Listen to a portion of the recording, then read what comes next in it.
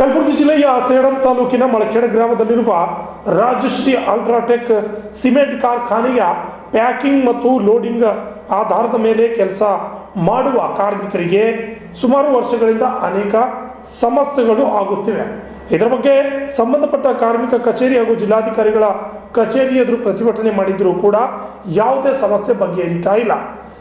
ಅಲ್ಲದೆ ಅಲ್ಲಿನ ಅನೇಕ ಕಾರ್ಮಿಕರು ದಿನನಿತ್ಯ ಕಷ್ಟಪಡುವಂತಹ ಪರಿಸ್ಥಿತಿ ನಿರ್ಮಾಣವಾಗಿದೆ ಅಂತ ಅಂಬೇಡ್ಕರ್ ಸೇವಾ ಸಮಿತಿ ಕರ್ನಾಟಕದ ಯುವ ಘಟಕದ ಅಧ್ಯಕ್ಷರಾದ ಎನ್.ಕೆ. ಅರ್ಜುನ್ ಅವರು ಆಕ್ರೋಶ ವ್ಯಕ್ತಪಡಿಸಿದ್ದಾರೆ.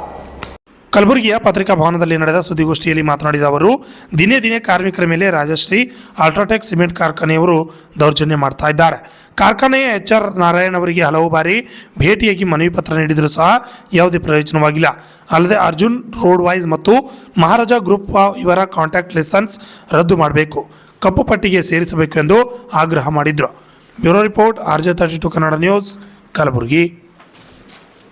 ತಾಲೂಕಿನ ಮಳಖೇಡ್ ಗ್ರಾಮದಲ್ಲಿರುವ ರಾಜಶ್ರೀ ಅಲ್ಟ್ರಾಟೆಕ್ ಸಿಮೆಂಟ್ ಕಾರ್ಖಾನೆಯಲ್ಲಿ ಪ್ಯಾಕಿಂಗ್ ಮತ್ತು ಲೋಡಿಂಗಲ್ಲಿ ಕೆಲಸ ಮಾಡ್ತಾ ಇರೋ ಕಾರ್ಮಿಕರಿಗೆ ಆಗುತ್ತಿರುವ ಸಮಸ್ಯೆ ಕುರಿತು ಈಗ ಆಲ್ರೆಡಿ ಸಂಬಂಧಪಟ್ಟ HR ಅವ್ರಿಗೂ ಮತ್ತು ಏನು ಲೇಬರ್ ಕಮಿಷನ್ ಆಫೀಸ್ ಎದುರುಗಡೆ ಮತ್ತು ಜಿಲ್ಲಾಧಿಕಾರಿಗಳ ಕಚೇರಿ ಎದುರುಗಡೆ ಹೋರಾಟ ಮಾಡಿದ್ರೂ ಕೂಡ ಯಾವುದೇ ಅಧಿಕಾರಿಗಳು ಆಗಲಿ ಅಥವಾ ಸಂಬಂಧಪಟ್ಟವ್ರು ಯಾರೇ ಆಗಲಿ ಇನ್ನೂ ಆ ಕಡೆ ಗಮನ ಹರಿಸಿ ಆ ಸಮಸ್ಯೆ ಬಗೆಹರಿಸೋದಾಗಲಿ ಏನೂ ಕೆಲಸಗಳು ಮಾಡಿಲ್ಲ.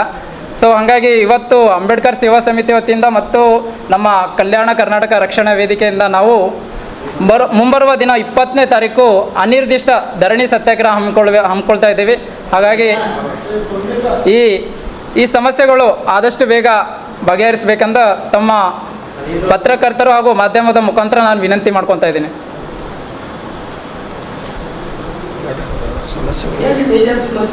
ಸರ್, ಅಲ್ಲಿ ಮೇಜರ್ ಸಮಸ್ಯೆ ಆಗಿರ್ತಕ್ಕಂಥದ್ದು ಲೇಬರ್ಗಳಿಗೆ ಫಸ್ಟ್ ಶಿಫ್ಟ್ ಇಲ್ಲ ಸರ್. ಎಲ್ಲ ಕಾರ್ಖಾನೆಯಲ್ಲೂ ಶಿಫ್ಟ್ ವೈಸ್ ಇದೆ. ಹಾಗೆ ಅವ್ರಿಗೆ ಒಂದು ತಿಂಗಳಿಗೆ ಸ್ಯಾಲ್ರಿ ಸ್ಲಿಪ್ ಕೊಡಬೇಕು. ಅವರು ಯಾವುದೇ ಥರ ಸ್ಯಾಲ್ರಿ ಸ್ಲಿಪ್ ಕೊಡಲ್ಲ. ಹಾಗೆ ಅವರು ಮನ ಬಂದಂತೆ ರಾತ್ರಿ 1 ಗಂಟೆಗೆ 2 ಗಂಟೆಗೆ ಕರೀತಾ ಇರ್ತಾರೆ. ಕಾಲಿಂಗ್ ಡ್ಯೂಟಿ ಇದೆ.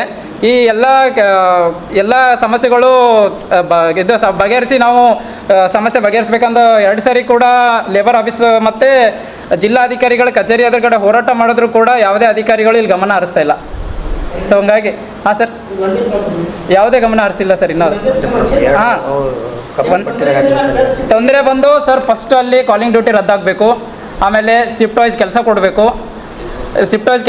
ಹಾಗೆ ತಿಂಗಳಿಗೆ ಅವ್ರಿಗೆ ಕರೆಕ್ಟಾಗಿ ಸ್ಯಾಲ್ರಿ ಸ್ಲಿಪ್ ಕೊಡಬೇಕು. ವೆಜ್ ಬೋರ್ಡ್ ಪೇಮೆಂಟ್ ಕೂಡ ಅವ್ರಿಗೆ ಕೊಡ್ತಾ ಇಲ್ಲ.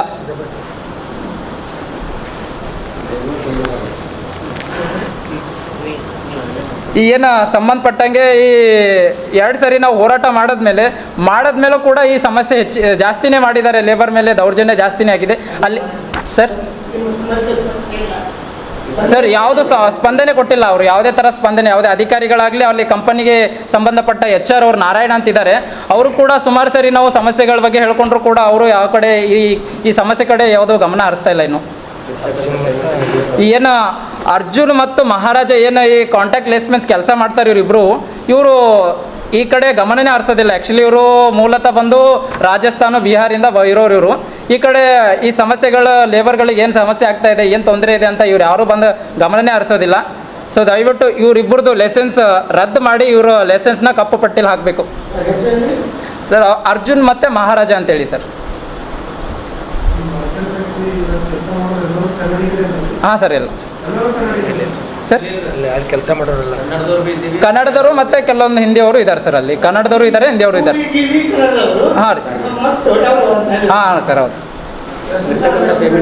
ಸರ್. ಅಲ್ಲಿ ಟೋಟಲ್ ಬಂದು ಏನು ಅರ್ಜುನ್ ಕಾಂಟ್ರಾಕ್ಟರ್ ಬಲ್ಲಿ 150 ಮತ್ತು ಮಹಾರಾಜರ ಬಲ್ಲಿ 150, ಟೋಟಲ್ ಬಂದು 300 ಜನ ಲೇಬರ್ಸ್ ಇದ್ದಾರೆ ಸರ್.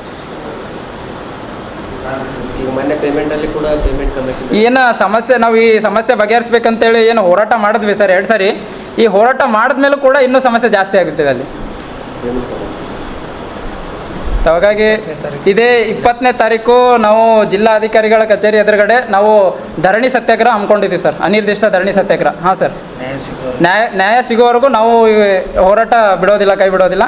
ಹಾಗೆ ಈ ಹೋರಾಟ ನಿಲ್ಲಿಸಬೇಕಂತೇಳಿ ಸುಮಾರು ಜನ ಕೆಲವೊಂದು ಷಡ್ಯಂತ್ರಗಳು ಮಾಡಿದ್ರು ಕೂಡ ನಾವು ನಿರಂತರವಾಗಿ ಕಾರ್ಮಿಕರ ಜೊತೆ ನಾವು ಇರ್ತೀವಿ, ಹೋರಾಟ ಮಾಡೇ ಮಾಡ್ತೀವಿ ಅಂತ ಹೇಳೋಕ್ಕೆ ಇಷ್ಟಪಡ್ತೀನಿ ಸರ್.